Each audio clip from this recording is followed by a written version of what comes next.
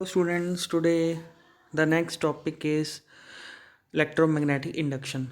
तो electromagnetic induction क्या होता है? ये एक तरह का फिनोमिना है जिसमें करंट को इंड्यूस किया जाता है। ठीक है, वो इंड्यूस्ड का मतलब क्या होता है? करंट इंड्यूस्ड होना मतलब जो करंट की वैल्यू है वो चेंज होती है जैसे जैसे मैग्नेटिक फ्लक्स चेंज होता है। मैग्नेटिक फ्लक्स क्या होता है? जैसे जैसे हम मैग्नेटिक फील्ड लाइंस जो हैं वो कम होती हैं या बढ़ती हैं, उससे मैग्नेटिक फ्लक्स जो है वो कम होता है या बढ़ता है।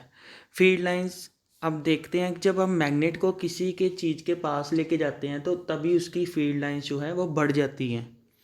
बढ़ने के बाद उसका मैग्नेटिक फ्लक्स जो है वो भी बढ़ जाता है। तो उससे क्या होगा? इलेक्ट्रोमैग्नेटिक इंडक्शन में उसका करंट भी बढ़ जाएगा। तो फर्स्ट में देखो आप कि जैसे फर्स्ट डायग्राम में देखते हैं कि जब मैग्नेट को हम कॉइल के पास लेके जा रहे हैं तो करंट जो है वो बढ़ गया है। जैसे गैल्वेनोमीटर में शो कर रहा है, राइट साइड पे रेड कलर की लाइन जो है वो जा रही है, रेड कलर का इंडिकेटर जा रहा है राइट साइड पे।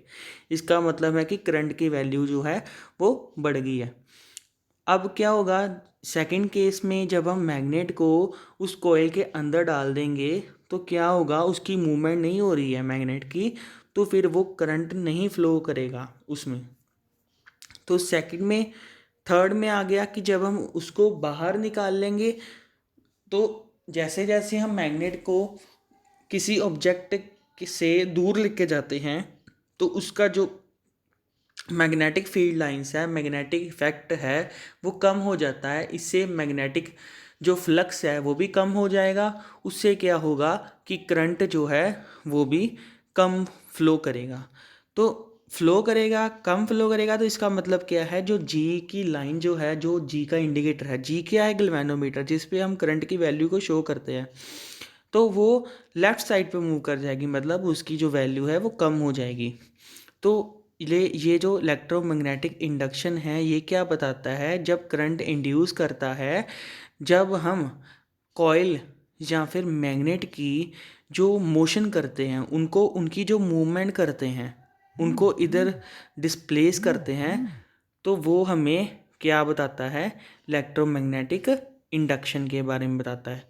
तो जो करंट इंड्यूस्ड होता है इस सारे प्रोसेस में उसको हम क्या कहते हैं? Induced current. तो नेक्स्ट जो है वो है the strength of the induced current. जो स्ट्रेंथ है इंड्यूस्ड करंट की वो क्या है कि जब हम नंबर ऑफ़ कॉइल्स को बढ़ा देंगे तो फिर जो है वो भी इंक्रीज़ करेगा।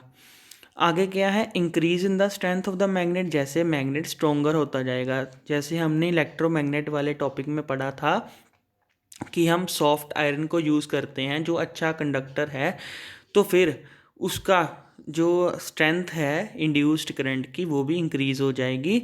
तो नेक्स्ट क्या है? Increasing the speed of the motion of the magnet. जैसे हम मैग्नेट की मोशन को इंक्रीज़ कर देंगे, वो क्या कि हम स्पीड इंक्रीज़ कर देंगे उसको, उसकी स्पीड को हम बढ़ा देंगे, तो फिर वो जो है स्ट्रेंथ है इंड्यूस्ड करंट की तभी भी इंक्रीज़ हो जाएगी। जैसे हम इंट्रोड्यूस करेंगे soft iron core in the coil. जैसे हम सॉफ्ट आयरन कोर है, सॉफ्ट आयरन जो है पीस है उसको हम यूज़ करते हैं एज अ कोर, तो फिर भी उसकी जो स्ट्रेंथ है वो भी इंक्रीज़ हो जाएगी। Thank you.